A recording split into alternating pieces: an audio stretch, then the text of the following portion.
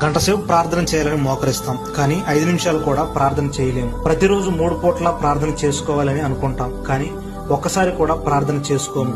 ఎలాగైనా ప్రార్థన చేయాలని పట్టుదలతో మోకరిస్తే పిచ్చి పిచ్చి ఆలోచనలతో ప్రార్థన మీద ఏకాగ్రత పెట్టలేకపోతున్నాం. ప్రార్థనలు నిద్రపోతున్నాం. ప్రార్థన చేద్దామని మోకరించి నేను ప్రార్థన చేస్తున్నాను అన్న విషయాన్ని కూడా మర్చిపోతున్నాం. ఎందుకు ఇలా జరుగుతుంది? దేవుడిని ప్రేమించి నీ జీవితంలో దేవునికి మొదటి స్థానం ఇవ్వలేకపోవడమే దీనికి కారణం. మనం బాగా ఇష్టపడే వ్యక్తులతో మనం ఎంతసేపైనా మాట్లాడగలుగుతాం, కానీ దేవునితో ప్రార్థనలో ఎక్కువసేపు మాట్లాడలేకపోతున్నామంటే మన జీవితంలో దేవునికి ఏ స్థానం ఉందో మనమే పరీక్షించుకోవాలి. ప్రార్థన విశ్వాస జీవితంలో ఒక ఆయుధం లాంటిది.